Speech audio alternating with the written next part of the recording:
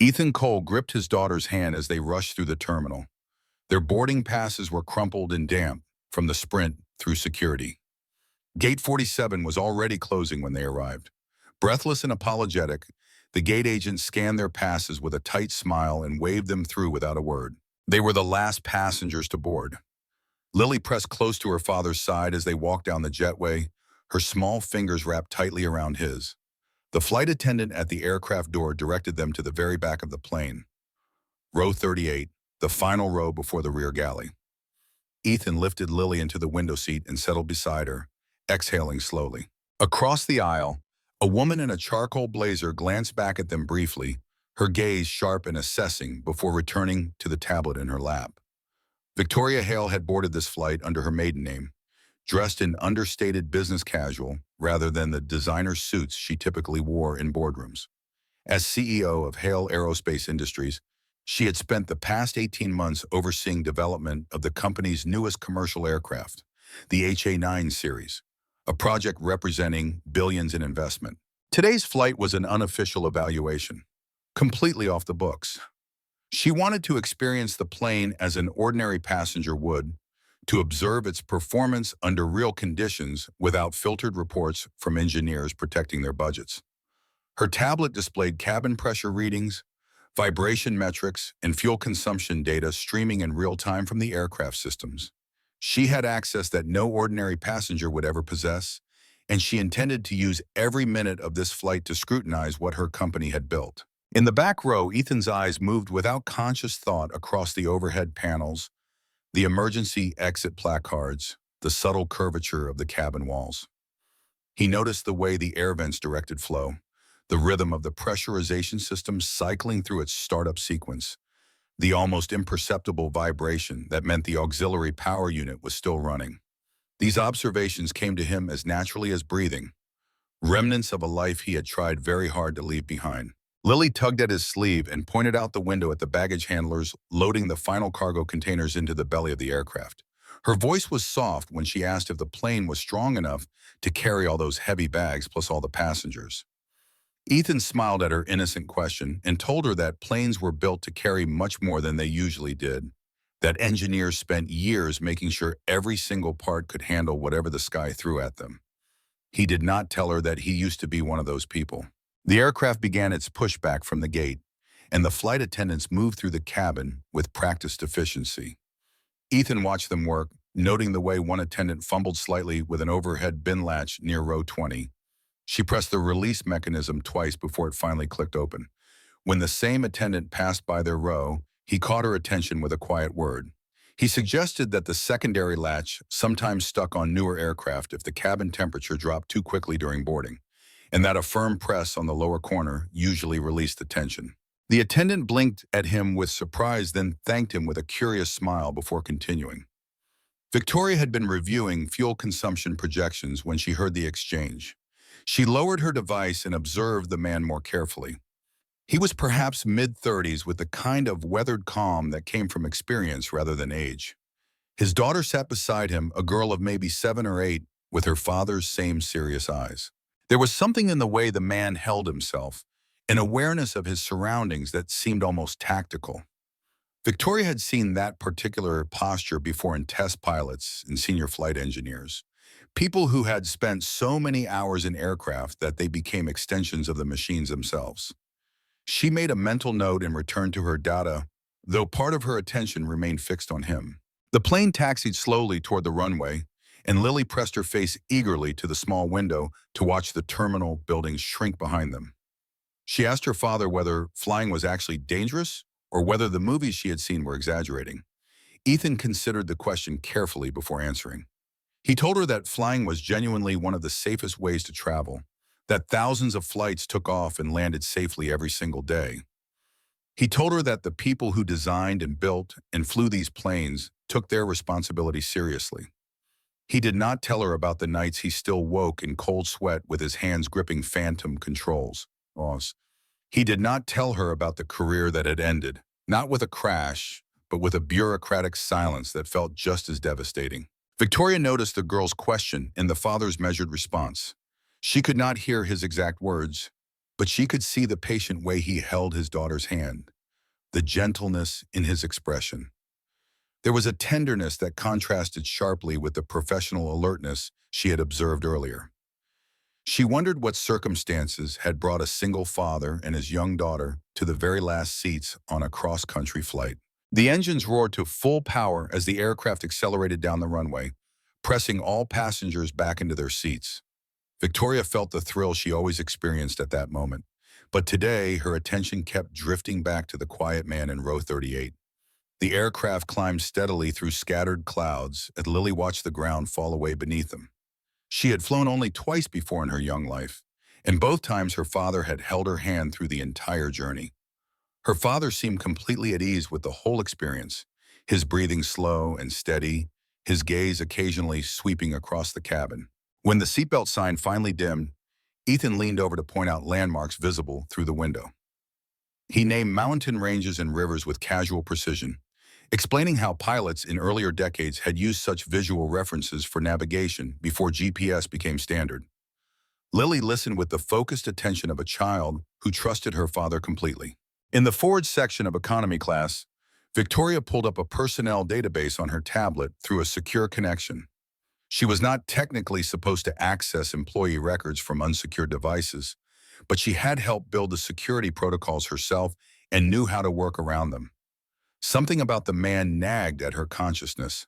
She began a systematic search through archived incident reports, filtering for cases involving pilots who had left the company under unusual circumstances. The HA-9, currently carrying them through the sky, had been in development for 3 years, but its predecessor model, the HA-7, had a more complicated history. There had been issues during the testing phase, concerns raised by the flight evaluation team. Most had been properly addressed, but a few had been quietly shelved when they threatened to delay the production timeline. The aircraft entered a patch of turbulence without warning, the kind that made overhead bins rattle and nervous passengers grip their armrests. Ethan's hand moved instinctively to steady Lily, but most of his attention was elsewhere. He was listening carefully to the vibration frequency traveling through the airframe, feeling the way the fuselage absorbed and distributed the stress. This was not ordinary turbulence. The oscillation pattern suggested the aircraft had entered a complex weather system where multiple air currents were intersecting at different speeds and temperatures. He had flown through exactly this kind of situation dozens of times during his career, and he knew that the standard response was to climb or descend to find smoother air. But this plane was maintaining its current altitude, and the shaking was continuing far longer than it should have. In the cockpit, Captain Marcus Webb frowned at his instruments as the turbulence continued. His first officer, a younger man named Torres, had gone pale and was gripping his console. Torres had mentioned feeling unwell before departure, but he had insisted he was fit to fly. Now 32,000 feet above Nebraska, it was becoming clear that his condition was more serious than nerves. His hands trembled as he reached for the radio, and his voice cracked when he tried to speak. Webb realized his co-pilot was experiencing something requiring medical attention. He needed to handle this turbulence while also monitoring Torres, a dangerous division of attention that no pilot wanted. Webb suddenly remembered reviewing the passenger manifest before departure. There had been a name that caught his attention, a former pilot who had been marked in the database for reasons not fully explained. He made a quick decision that went against standard protocol, but followed a deeper instinct. He keyed the intercom and asked the flight attendants to check whether there was anyone on board with aviation training. The announcement crackled through the speakers, carefully worded to avoid alarming passengers. Ethan heard the unusual request and felt something cold settle in his chest. He had spent 5 years actively trying to distance himself from the cockpit, from the world that had chewed him up without any real explanation. But the training he had accumulated over 15 years never really left a person. He looked down at Lily, who was watching him with wide eyes, and made a difficult decision. He carefully unbuckled his seatbelt, told his daughter firmly to stay in her seat, and walked toward the front of the cabin. A flight attendant met him near the forward galley. He introduced himself quietly as a former commercial pilot with more than 15 years of experience. The attendant led him toward the cockpit door. Victoria watched the man rise and move forward with a purposeful, confident stride that confirmed her earlier suspicions. She noted how the flight attendants responded to his presence, the immediate shift in their body language from anxious to hopeful. When he disappeared through the cockpit door, she felt an unexpected chill. She pulled up the incident database again, searching with new parameters. She expanded her search to include records marked as confidential, cases requiring executive-level clearance. A name appeared attached to a personnel file sealed 7 years earlier. Ethan Cole, former senior evaluation pilot for Hale Aerospace Industries. Employment terminated following an internal review. The file contained no further details, only a notation that all related documentation had been archived under restricted access. Inside the cockpit, Ethan quickly assessed the situation. Torres was semi-conscious, pulse weak but steady, clearly unable to perform his duties. Captain Webb had his hands full managing the aircraft through continued turbulence. Ethan did not reach for the controls. He knew the legal and professional boundaries better than anyone, but he could observe the instruments, offer experienced advice, and provide calm support. He studied the instrument readings and immediately recognized the specific weather pattern. This was a complex atmospheric convergence zone, exactly the kind of challenging condition he had spent months analyzing during his years at Hale Aerospace. He told Captain Webb in a calm voice that climbing to a higher altitude would actually make things worse because the instability extended above their current flight level. He suggested instead a gradual descent to around 26,000 feet, combined with a slight course adjustment toward the south where weather radar showed clearer conditions. Webb hesitated for only a moment before implementing the recommendations. The turbulence began to ease almost immediately as they descended. Torres was breathing more steadily now, and Webb's grip on the controls relaxed. Ethan remained standing calmly in the cockpit doorway, continuing to provide quiet observations as the aircraft found smoother air. Victoria sat frozen in her seat, staring at her tablet. The technical terminology she could hear through the partially open cockpit door matched phrases from internal company documents, specifications that only someone with deep knowledge of Hale aircraft systems would know. Ethan Cole had not simply been an ordinary pilot. He had been an integral part of the team that evaluated prototype systems, a trusted expert whose assessments had directly shaped engineering decisions, and then he had simply vanished from the company roster. His file sealed, his contributions erased from all official records. Victoria realized she had been holding her breath and forced herself to exhale. She was the CEO now, which meant everything related to this situation was her responsibility. Every HA-7 aircraft still flying anywhere in the world was her personal liability, her moral burden. And the man who had tried to prevent this, who had lost everything for speaking the truth, was sitting 20 feet behind her, holding his sleeping daughter. Victoria knew she should probably wait, should take time to process everything before acting. But watching that little girl, so innocent and trusting, made waiting feel like moral cowardice. She typed rapidly on her tablet, composing an urgent message to her chief technology officer requesting an immediate comprehensive audit of all HA-7 aircraft still in service. She flagged it with the highest priority and added a note that she would explain upon landing. Then she rose and walked back toward row 38. This time she did not introduce herself as a casual traveler. She crouched in the aisle beside Ethan's seat and told him quietly but clearly that she was Victoria Hale, the current CEO of Hale Aerospace Industries. She told him she had accessed his sealed personnel file during the flight and had read his original technical reports. She told him she now understood, at least partially, what had been done to him. Ethan's expression did not visibly change, but something flickered in his eyes, a spark of anger he had buried so deeply he had almost forgotten it existed. Victoria continued speaking in a low voice. She said she could not undo what had been done 7 years ago, but she could acknowledge it now publicly if necessary. She could make sure his safety concerns were finally addressed properly. She could work to restore his certifications and reputation if that was what he wanted. Ethan listened without interrupting, his hand resting protectively on Lily's shoulder. When Victoria finished, he remained silent for a long moment. Then he asked why she was telling him this, what she expected to gain from making such a confession. Victoria admitted honestly that she did not know what she expected. She only knew that remaining silent was no longer an acceptable option. Not after what she had witnessed and learned. The old way of handling inconvenient truths, burying them and hoping they never surfaced, was not something she could participate in now. Lily looked up at the woman talking to her father with unself-conscious curiosity. She asked Victoria directly whether she was one of the people who built airplanes, her voice bright with wonder. Victoria found herself smiling despite the gravity of the situation and said yes, she did help build airplanes. Lily announced that was very cool and immediately asked whether the airplanes were actually safe. The question hung in the air like a judgment, and Victoria felt its weight settle on her shoulders. She told Lily carefully that she was working very hard to make sure the airplanes were as safe as possible. Lily seemed satisfied and returned her attention to the window. Ethan watched his daughter accept Victoria's words with simple trust, and something tightly wound in his chest loosened slightly. He had spent so long protecting Lily from the bitterness that had threatened to consume him. So many years building a life that did not depend on the industry that had betrayed him. He had worked a series of odd jobs after losing his certifications, struggling to find footing in a world that suddenly had no place for his expertise.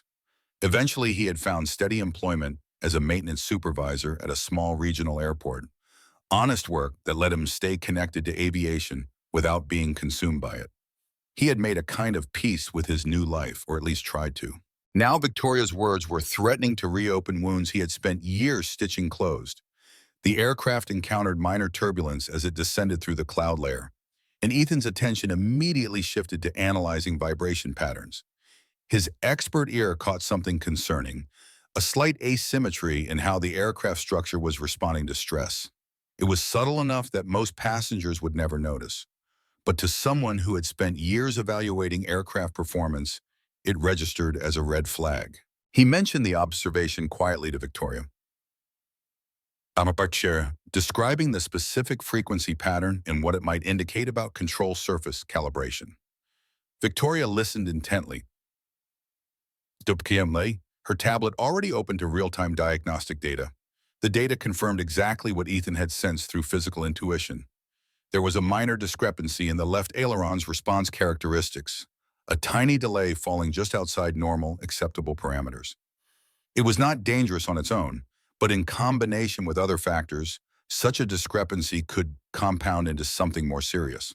Victoria immediately contacted the flight deck through her private channel, relaying Ethan's observation and recommending a thorough maintenance inspection after landing. Captain Webb acknowledged her advisory with professional courtesy. When Victoria closed the communication channel, Ethan asked whether she always carried that level of technical access on commercial flights. She admitted today was unusual, that she had wanted to observe the HA-9 under normal operational conditions without the filters of formal evaluation. He nodded slowly, understanding the impulse even while questioning the methodology. He observed that sometimes the only way to truly see the truth was to look at it from a seat in economy class where your view was not obscured by corporate presentations and optimistic projections. The conversation that developed was careful at first, each testing the other's intentions, but it gradually became more honest. Victoria shared her vision for Hale Aerospace, her determination to build a culture that genuinely prioritized safety over production schedules, that treated engineers and pilots as valued partners rather than obstacles. Ethan listened without commentary, but his silence was not hostile. He was evaluating her words the way he had once evaluated aircraft systems, testing for weaknesses and inconsistencies. He had been burned too badly to accept promises at face value, but he could recognize genuine sincerity when he encountered it. Lily had grown bored with the adult conversation and pulled out a notebook and colored pencils. She began drawing airplanes, carefully adding windows and wings and clouds with focused concentration. Ethan watched her for a moment, then shared something personal. He told Victoria that his daughter had once been absolutely terrified of flying, that the first time they tried to board together, she had cried so hard he nearly carried her off before they left the gate. It had taken years of patient explanation, airport visits, picture books about how aircraft worked, before she could finally see flight as something wonderful. Victoria understood immediately that he was offering her something beyond a simple anecdote. Trust once broken could be rebuilt, but it required patience and honesty and a willingness to start from the beginning. But she could offer something he had not received 7 years ago: respect for his expertise and acknowledgement of his sacrifice. The aircraft touched down in Seattle with a gentle bump. Passengers began gathering belongings before the seatbelt sign dimmed, the universal impatience of travelers eager to escape confinement. Victoria stayed in her seat as the cabin emptied, eyes fixed on Ethan and Lily as they prepared to disembark. She had already sent messages to her legal team and communications director, initiating a process she knew would be complicated and painful. Revealing the truth about Ethan Cole's termination meant revealing company failures, accepting liability, inviting scrutiny. Ethan lifted Lily onto his shoulders and made his way toward the exit, pausing at the cockpit door to shake hands with Captain Webb. The captain thanked him again, and Ethan responded with the modesty of someone who had simply done what needed to be done. Victoria followed at a distance. When they reached the jetway, she caught up and asked if he had time to speak privately before leaving the airport. There were people she wanted him to meet. Ethan hesitated, hand tightening on Lily's ankle. He said he needed to get his daughter home, that she had school tomorrow. Victoria nodded and gave him her card, her direct number handwritten on the back, saying she hoped he would call when ready. He took the card without looking at it. The terminal was crowded with travelers from multiple arriving flights, a chaos of suitcases and reunion embraces. Victoria moved toward a private lounge where her team waited, her mind cycling through challenges ahead. A press release would need drafting. The board would need briefing. The HA-7 fleet would need inspection and potentially modification, costly and logistically complex. None of it would be simple, and some might threaten her position as CEO. She found she did not care as much as she expected. In baggage claim, Ethan waited beside the carousel while Lily counted black suitcases. He still had not looked at Victoria's card. For 7 years, he had carried the weight of being the person who knew the truth, but could not speak it. He had watched HA-7 aircraft fly overhead and wondered if this would be the day something went wrong. The fact that it had not brought him no comfort. Luck was not a safety system. His phone buzzed with a text from his neighbor confirming she had fed the cat. The ordinary details of his ordinary life felt strange after the past hours. He was still a maintenance supervisor, still a single father, still a man whose career had ended before it should have. Nothing had changed except everything. Lily spotted their suitcase and pointed excitedly. Ethan grabbed the bag and took her hand as they headed for the exit. The late afternoon sun was breaking through Seattle's cloud cover. Lily asked if they could get ice cream. Ethan smiled and said maybe, depending on traffic. Victoria's team was assembled in the private lounge when she arrived, expressions ranging from curious to concerned.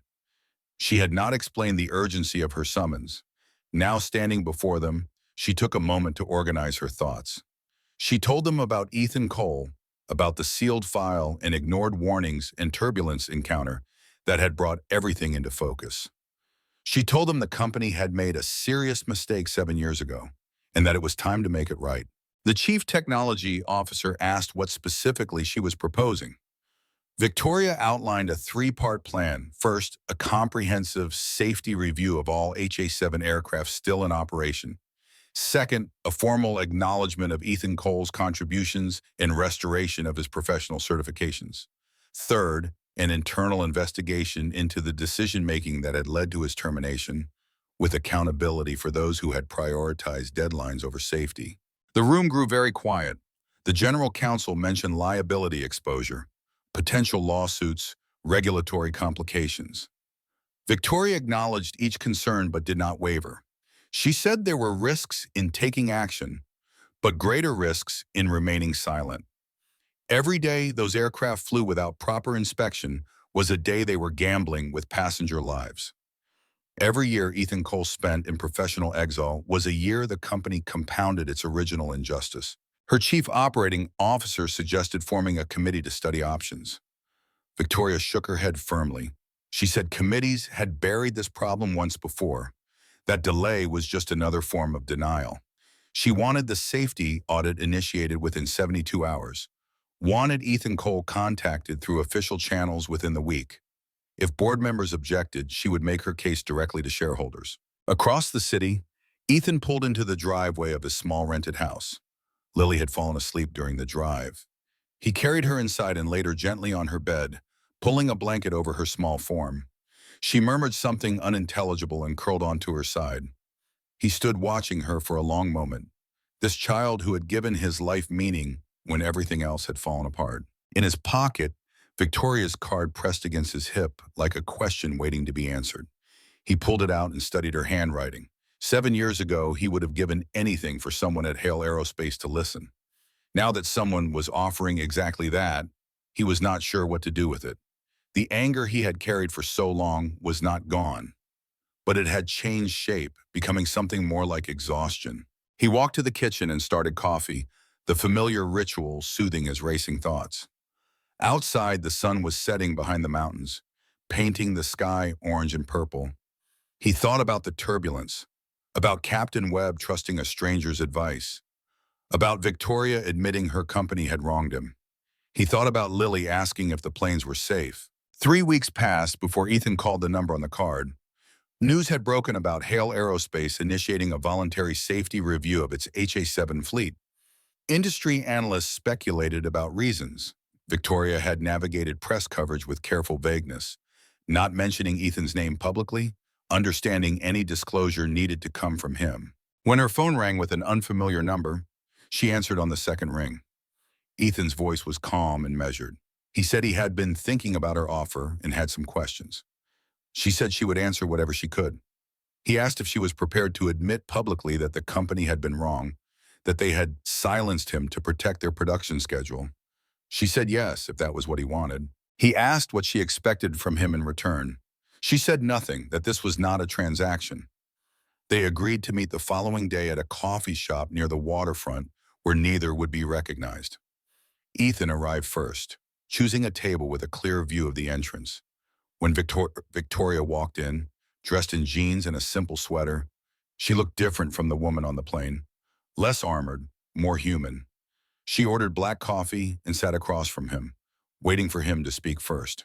He told her about the past 7 years, the jobs lost, the relationships crumbled under the weight of his bitterness. He told her about the dark period when he had considered giving up entirely, when only Lily's existence kept him from disappearing. He told her about the slow process of rebuilding, finding work that used his skills without consuming his soul, creating a stable home for his daughter. He told her that what had been taken could not be fully restored, that some wounds left scars even when they healed. Victoria listened without interrupting, her coffee growing cold. When he finished, she did not offer platitudes. She said she understood that she could not undo the past, but could try to shape a better future. She told him about safety review findings, modifications being implemented, training programs being developed. She told him about the internal investigation, executives being held accountable, culture changes she was implementing.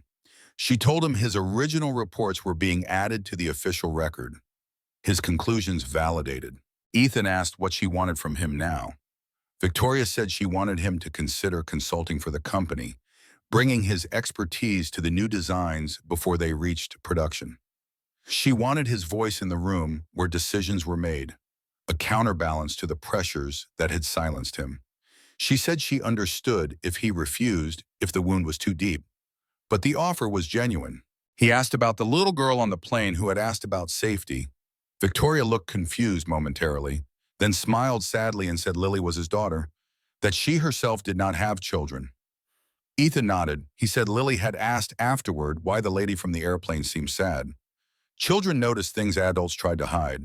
Victoria admitted she had been sad, that meeting him had forced her to confront failures she had not known existed. They talked for another hour, conversation ranging from technical specifications to personal histories to philosophies of leadership. By the time they parted, something had shifted between them. Not friendship exactly, but the foundation of something that might become respect. Victoria did not press for an answer. She said he knew where to find her when ready. Ethan drove home through evening traffic, his mind processing everything. Lily was at a neighbor's house playing with their dog, and he had an hour of solitude. He sat in his parked car, staring at the house he had built his new life around, trying to imagine what that life might look like if he accepted Victoria's offer. It would mean engaging with the industry that had hurt him, trusting people who worked for the company that had betrayed him. It would mean risking disappointment again, but it would also mean using his knowledge to prevent others from suffering what he had suffered. It would mean being in the room when safety decisions were made, advocating for passengers who trusted that the aircraft carrying them had been properly designed. It would mean showing Lily that sometimes the bravest thing was not walking away from pain, but walking through it towards something better. He called Victoria that evening and accepted the position. She thanked him with genuine warmth and said contracts would be ready by the end of the week. He said he had one condition, that he wanted to maintain his current job at the regional airport alongside consulting. He needed to stay grounded, connected to the practical reality of aviation rather than getting lost in corporate abstractions. Victoria agreed without hesitation. In the months that followed, Ethan became a familiar presence in Hale Aerospace design meetings. His contributions were sometimes uncomfortable, challenging assumptions engineers had taken for granted, but Victoria supported him consistently, ensuring his voice was heard. The HA-9 production continued, incorporating his modifications. The HA-7 fleet completed its safety review, and affected aircraft were retrofitted. No incidents occurred, but the near misses stopped too. Lily turned 8 in the spring, celebrating with a party at the regional airport where her father worked. She gave tours of the hangars to school friends, explaining with inherited precision how different aircraft systems function. She had lost her fear of flying entirely, replaced by a curiosity that reminded Ethan of himself at that age. When she asked if she could become a pilot someday, he told her she could become anything she wanted, that the sky was not a limit, but an invitation. Victoria attended this birthday party, bringing a gift wrapped in paper covered with cartoon airplanes. She had become a regular presence in their lives over the months, not quite a friend, but something close. The complicated history between them had not been erased, but it had been acknowledged and processed and laid to rest. What remained was a working relationship built on mutual respect and shared commitment to doing things right. As Ethan watched his daughter blow out her candles, surrounded by friends and laughter, he thought about the chain of events that had led to this moment: a last-minute booking, a seat at the back of the plane, a patch of turbulence that demanded response. The randomness of life had put him in exactly the right place at exactly the right time to be seen by exactly the right person. He did not believe in fate, but he believed in the choices that followed fortunate accidents. He had chosen to help when help was needed. Victoria had chosen to listen when listening was hard. They had both chosen to move forward rather than remain trapped by the past. The last guest left as the sun was setting, and Ethan began cleaning up scattered plates and deflated balloons. Lily helped for a few minutes before exhaustion claimed her, and he carried her to bed just as he had on the night they returned from Seattle. She was getting too big for him to carry easily, growing faster than he could quite believe. Soon she would be too old for birthday parties with cartoon decorations, too old to need her father's hand during takeoff. But that was the nature of children and time. He stood at the window of her darkened room, watching the lights of an aircraft track across the sky. It was probably an HA-9, one of the planes that now carried his influence in its design. Every passenger on that flight was a little safer because he had refused to be silenced, because Victoria had chosen to listen, because they had found a way to transform old wrongs into new commitments. It was not the career he had imagined when he was young and full of ambition, but it was a career worth having, a contribution worth making. The aircraft disappeared into the clouds, its lights blinking steadily against the darkness. Tomorrow there would be meetings and reports and the endless work of making complex systems safer. Tonight there was only this: a father watching his daughter sleep, a quiet house in a quiet neighborhood, a life rebuilt from the wreckage of injustice. The seat at the back of the plane had been the last available, but it had also been exactly where he needed to be.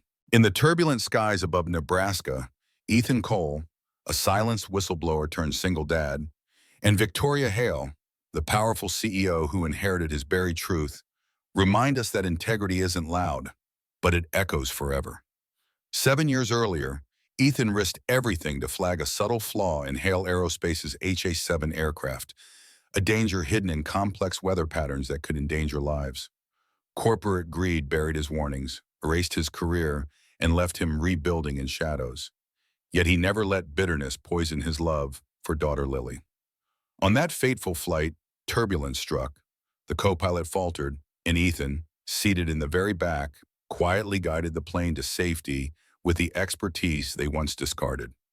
Victoria, undercover evaluating her own creation, witnessed it all. Confronted by the human cost of her company's past choices, she chose courage over convenience. Audits, accountability, restoration. Ethan's quiet expertise saved the day.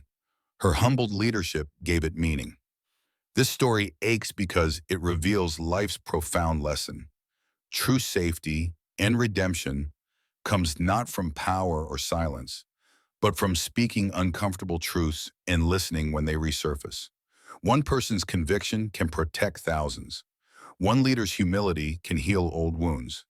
In a world quick to bury mistakes, Ethan's steadfast integrity and Victoria's willingness to unearth them show that it's never too late to choose right over easy, to turn corporate failure into collective safeguard. Don't let hidden flaws in companies or ourselves fester in silence. Speak up, listen deeply, act bravely. Who in your life has quietly carried truth at great cost? Or when have you chosen the harder right? If Ethan's calm expertise, Lily's innocent trust, or Victoria's transformative accountability moved you, if it stirred memories of overlooked courage or needed amends, share that in the comments below. Your vulnerability inspires others. And if these emotional tales of integrity, second chances, and quiet heroism resonate, please subscribe. More stories of lives changed by one brave choice await. We'd love to journey with you.